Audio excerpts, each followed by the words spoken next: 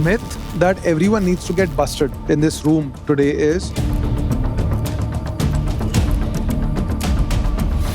first step was to understand what is the market gap. And that's why you all have to understand people's skills are very, very important. Yes, you have to be on the top of the game. Some of you who do not know about Akash, let me give you a brief introduction. Since I have been in the entrepreneurial space for some time now, Akash is one of the few entrepreneurs from India who has built a very sizable, profitable, and a very successful business. So if you look at the entire country, he is one of the few entrepreneurs from whom you should definitely learn. So let's start with the very basic thing. Why did you choose that you want to become an entrepreneur in the first place? What was that main thing that inspired you to start your own company? Very early in my life, I realized that I'm very, very ambitious. And ambitious in terms of not making money, but ambition in terms of spending money, right? So I always wanted a very lavish, a very plush lifestyle. I always wanted to own expensive things. I wanted to travel. And the moment I finished my university and started a job, I realized the kind of lifestyle I want to have, a job will not be able to give me that lifestyle, at least within the next 10 to 12 years. I'll have to really slog. And then I started understanding that people who fly business class, people who drive great cars, people who take amazing holidays, people who live in 5 stars, people who have villas, what have they done to achieve this at a young age? So my plan was to get retired by 30. And the answer was entrepreneurship. So every single person who was young, who was living a plush lifestyle, who was very, very lavish, had made their money through entrepreneurship, either by creating a massive business or by creating a startup which got acquired by someone or the other. That's when I realized the answer to my problem of spending money and living a great lifestyle is entrepreneurship. So you mentioned that you overheard two Amazon folks while they were discussing about perfumes. So what were you doing back then and what really changed that, okay, now it's the time to take that plunge? That time I was running BellaVita only, and BellaVita that time was called BellaVita Organic, which was a skincare company. And obviously as a skincare company selling on marketplaces, you have to be very interactive with people you're selling with. So Amazon, Flipkart, Nykaa, I used to visit them, I used to meet them, I used to sit with them. And that's why you all have to understand people's skills are very, very important. You have to be interactive with people. So during one of the interactions with the Amazon team, they were talking about how perfume is coming up as a great category at Amazon. Yeah. And the moment they exchanged those words, I said, you know what, tell me more. You just mentioned perfumes in beauty. And that's when between their conversation, they started telling me about how perfume is something as a category which they see booming and how an entrepreneur or a brand in that category can create disruption in the coming times. Let's start from the very basic. Let's say if student graduating from NIAT 4 years down the line, they want to start their own company. Let's start with the very first thing. How do they identify which industry to start with? That is one. And then in that industry, which product should they pick? So industry is always identified by your interest, right? It's actually like picking up anything. If you're hungry today, let me ask you, if you're hungry, what would you like to eat for lunch? What kind of cuisine is your favorite? South Indian. So now because your cuisine is South Indian, you'll either pick up an idli sambar or a dosa or an uttapam or something or the other. Yeah. But aapko pata lag gaya ki meri category South Indian hai. Similarly, business is also very simple. You have to understand what is the category that you love the most. Yeah. Is it AI? Is it consumer? Is it services? Is it tech? Whatever. Once you've identified what do you like to do, then you go deeper into what product in that category should I be selecting. So before perfumes in BellaVita, you were selling something else. So Skincare. So were you passionate about skincare? No. So why did you pick skincare then? Skincare came a bit easy to me. Skincare because my mother and my sister were already running a salon which was selling skincare products. So I was never passionate about skincare, but once I understood the value it brings to a consumer, once I understood it's a category with high gross margins, once I understood that there is a demand and with my innovations, I can cater to that demand, I got into skincare and then I became passionate about it. So now that you have come to perfumes, what was the first step that you took? Did you first try out some competitor products, brought them, sold them? What was your first step towards starting BellaVita in perfumes? First step was to understand what is the market gap. Is the gap a quality? Is the gap pricing? Is the gap better service or a better product? So I identified that there was a gap in the perfume market, which was pricing and quality. Okay. Great quality perfumes, very expensive. That's why, can we give people amazing perfumes at a lower cost? The answer was yes, because I found out very early that in perfumes, the gross margins were very high, that a perfume which was created for about 200 rupees was being sold for 5,000. Okay.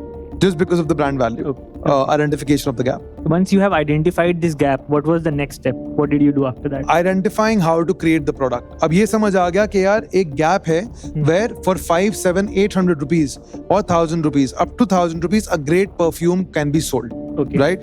Now the next step was, am I a dreamer? Am I dreaming, or is it in reality that a great perfume could be made within that 200 rupees price point so that we are able to make enough margin to make a profitable venture? What experiments did you run to understand that? So you had this hunch, or maybe you had some market insight that told you that there is a gap. How did you validate this gap, that it actually exists in the minds of customer? By seeing and by talking to about 100 customers, Okay. 100 to 100 customers. So BellaVita, obviously because I was selling, I had customer access. So I started making phone calls Okay. to those customers Okay. that, hi, do you use perfumes? Okay. If yes, what perfume do you use? So I found two sets of customers. They were either using products like Fog and Denver, which were about 150 to 100 bucks, Okay. or they were using products like Titan Skin and above, which were about 1500 plus. Okay. And then my question, that if I am able to give you a quality like a Titan Skin, but at a price point of about 400-500 bucks, would you be willing to buy it? It was a no-brainer. But the consumer said yes. If you're able to give me a great quality product at a very affordable price point, why will I say no to it? Do you think 100 customers to start off with, is that a good validation of the initial market gap, or do you think we should go aim for more? 100 is a good number, Okay. but it comes with one asterisk, which is 100 unbiased customers. Okay. 100 such people who don't know who you are, because that's very important for you to get an unbiased feedback.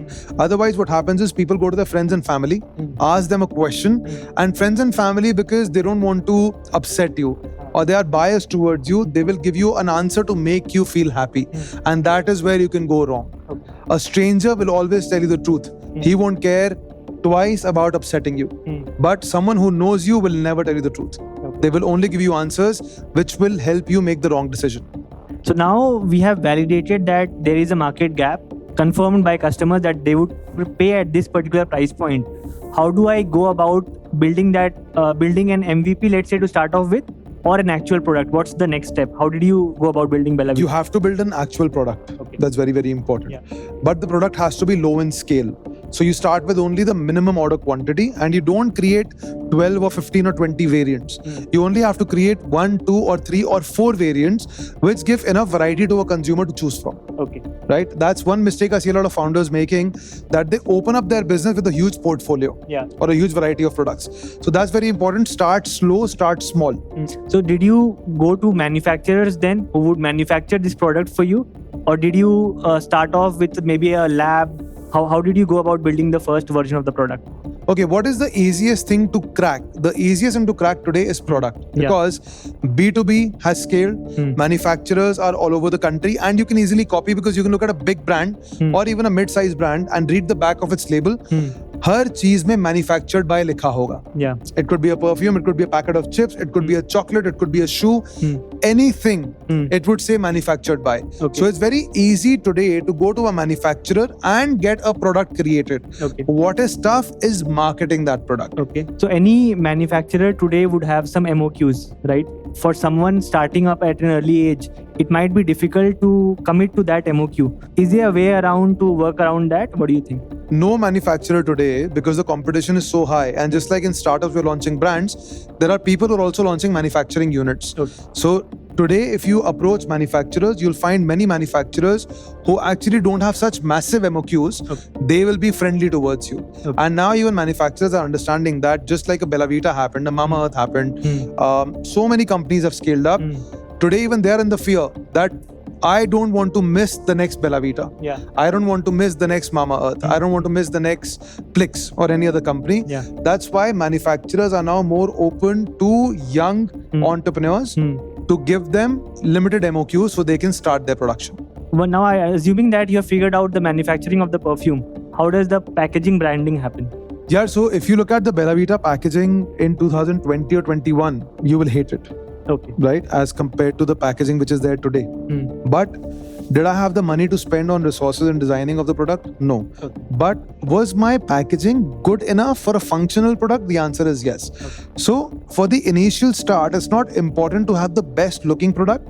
If you're able to solve a consumer's problem, communicate it the right way, the product packaging should be a good 5, 6 on 10 in terms of its appeal, Yeah. and you're good to go. So we have built the product, we have done the packaging, now the product is ready. How do we sell? The most difficult part, how do you ensure that when you're reaching out to the customers and the cost that you are incurring, you are able to make more than the cost that you are incurring? Nothing sells a product as good or better than your content. So a content is your pitch. Now you can be selling your product in your university campus. You can be selling it in your home society. You can be selling it on Amazon, on Flipkart, on Nykaa, on Meesho, or you could be selling it on Instagram, or you could be selling it through D2C. But the basic of every single sale is your pitch. You have to create the right content. The right content could be in the form of a video. It could be in the form of a one-to-one conversation. It could be anything. But creating that right content of why choose me is the most important when you're launching any product. How did you start first at BellaVita? So was it Instagram that you picked? Was it Amazon, Flipkart, marketplaces? How should one decide that which is the best distribution channel for them for their product? So we started with Amazon because that time Amazon was not as competitive as it is today. But we created a lot of content on Instagram and on YouTube. How can one buy a perfume online without even trying it? Because perfume is what? Perfume is something which you have to smell, like, and then buy. But we as humans massively affected by something called the sheep factor or peer pressure. That आप किसी को कुछ use करते हुए देखते हो तो आप सोचते हो अच्छा ही होगा. So we said the best way to make people try perfumes or to make people believe that perfumes are good for them or these are great products is by showing them real-time feedback of perfumes being used by people on camera.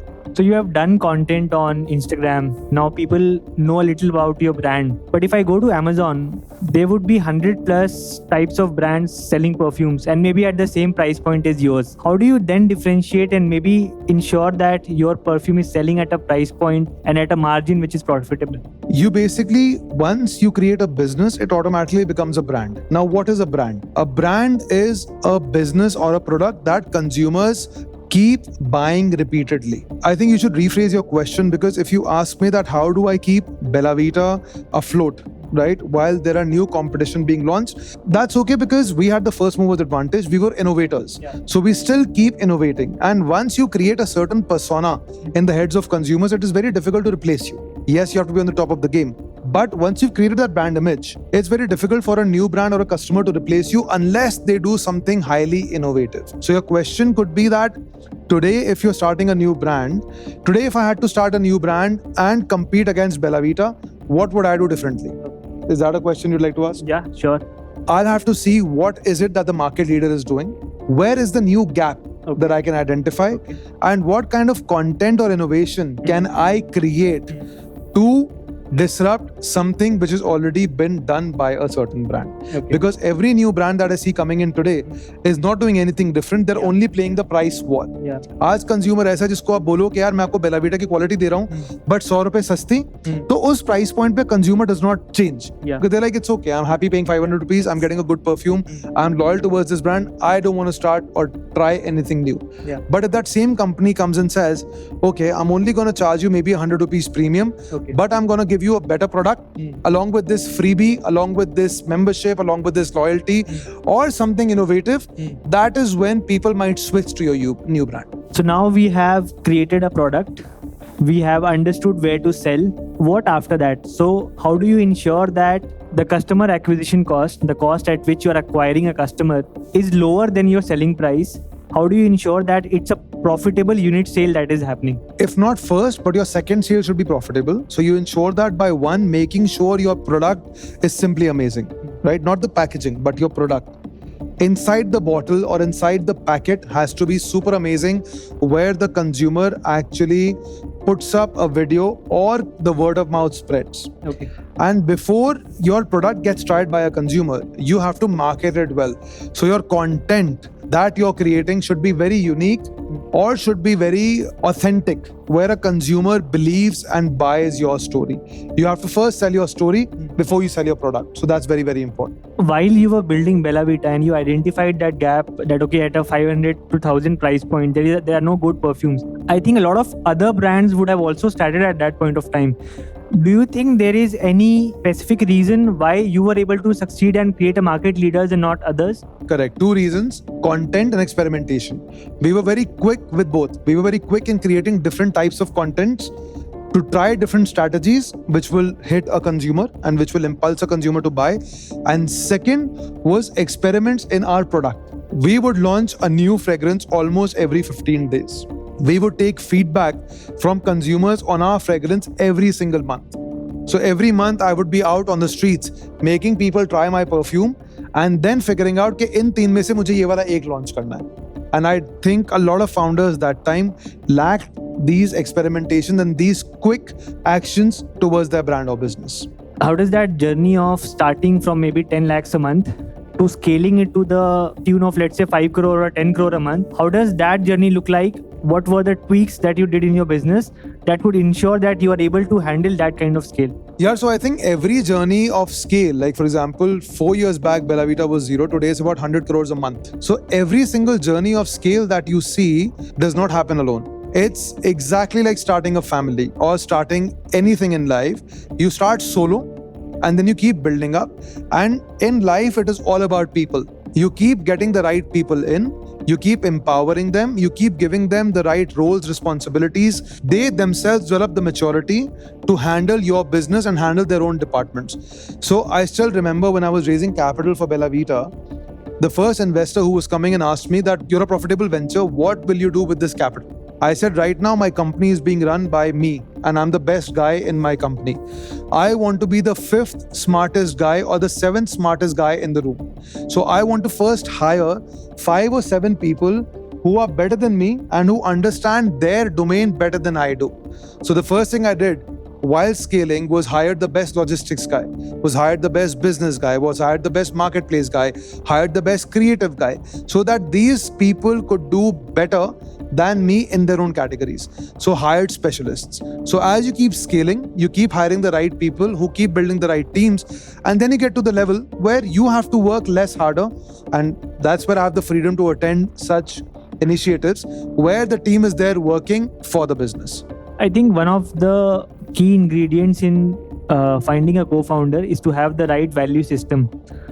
What do you think are a couple of essential traits or characteristics one should look at to ensure that अच्छा इस बंदे के साथ मैं next 5 years 10 years तक business बना सकूं? यही ट्रेड है जो देखना है कि इस बंदे के साथ मैं next 5 to 10 years business बना सकता हूं.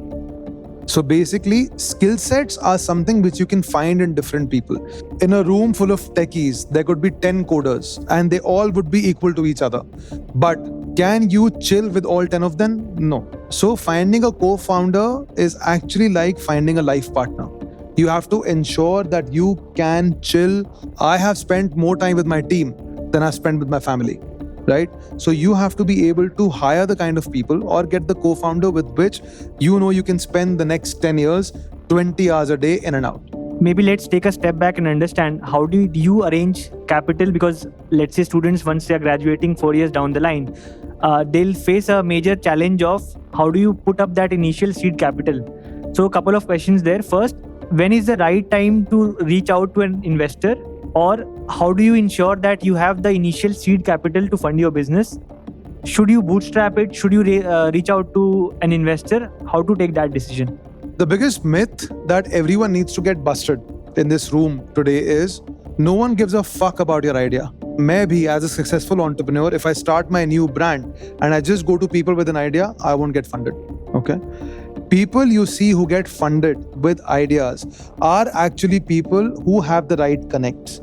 If an alumni of yours has done well in life and you become close to him, he could fund you. So funding on ideas only happen on relationships. Very important.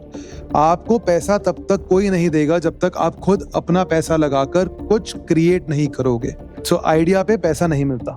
So yes, you should first raise your own capital, put skin in the game, bring your business to a certain point and then go in the market looking for capital. Once you're confident that if you look at your business from a third person view while being unbiased, would you fund your own company as a third person? If the answer is yes, then go in the market looking for capital. So now we'll open up for the audience. If you have any questions that you would want to ask. And guys, honestly, your questions could be about anything. Doesn't have to be about entrepreneurship, life, education, personal life, whatever. Anything you're struggling with, go for it. Maybe we can help you in some way or the other. How did you get your first initial customers? How did you struggle to get the initial customers, or what was their review? So I started by listing my products on Amazon and advertising for them on Instagram while having the buy now button of Amazon. So customers would see my ad on Instagram, click on the link, go to Amazon, buy the product. Every time a customer would buy the product, in my product there would be a card. The card had a very emotional story that I am a young entrepreneur. Me, my sister have started this brand. Please support us. If you like the product, give us a review on Amazon. Because of that, everyone who bought the product, about 70% customers went back to Amazon and gave us a review. With those reviews, we were able to understand what the customers were saying. A lot of negative reviews also came. And to avoid people putting a negative review on Amazon, in that same card I used to write, if you have anything negative to say, here is my direct number. Please give me a call and let me know. And that is how a lot of customers had direct access to reach out to me. Even today, if you Google Aakash Anand phone number, my number is there on Google everywhere. And I gave the customers the liberty to reach out to me and give me a negative review. And that is how a lot of my products at BellaVita, Bebzilla and other brands got made or improved, or innovations actually happened because of customers' reviews that this is what you should do. So my perfume packaging, there was a customer who called me up and said, I love your perfume, but your packaging is terrible. I said, thank you so much, ma'am, no problem. And she said, by the way, I am a graphic designer. I can design them for you. I said, great. And that consumer was the one who first designed the BellaVita's second packaging, which was done. And then she became an employee of the company. I do this freelancing. I do go to cold mailing and all. So when I look on these companies like Plux, Aqualogica and many other companies, how do they get there? Like, will they go for full-time employees, or will they really go to these freelancing agencies, or will they opt for one particular person who does this freelancing? So, fantastic question, guys. You tell me the 3 companies that you would like to freelance for. Aqualogica, BellaVita, Plum. Will any of these 3 companies ever choose you? They might. They won't.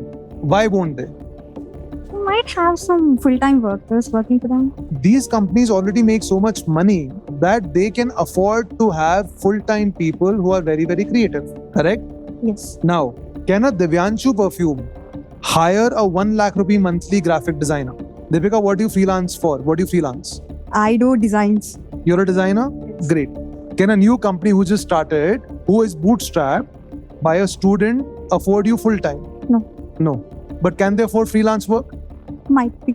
Yes. So, why should you approach a Aqualogica or a BellaVita or a Mama Earth or a Plix? You should not.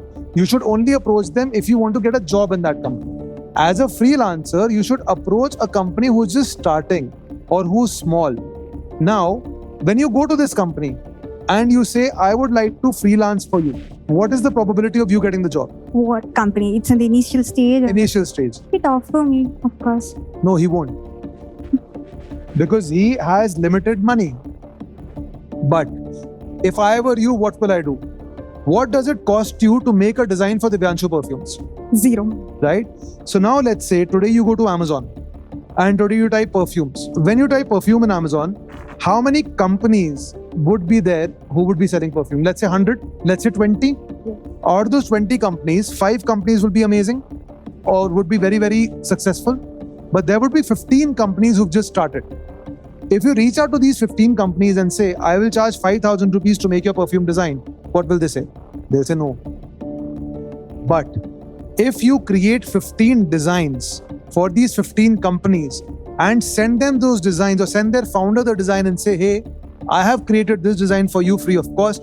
If you like it, I will charge 5,000 rupees to send you this open file and 2,000 rupees per variant to do all your design. Now tell me, what is the possibility? He might accept. And what has it costed you? Nothing. But what has it given you? the offer which I was No, expecting. it's given you the experience and it has built a portfolio for you. That on your website, deepikadesigns.com, you can put up all these and say, this is my sample portfolio that I have worked independently. And you can do this across multiple categories and create these 100 designs for different categories and put them on your website. It doesn't take any money. But then if a new person looks at your website and says, oh, Deepika does great designing, let me hire her.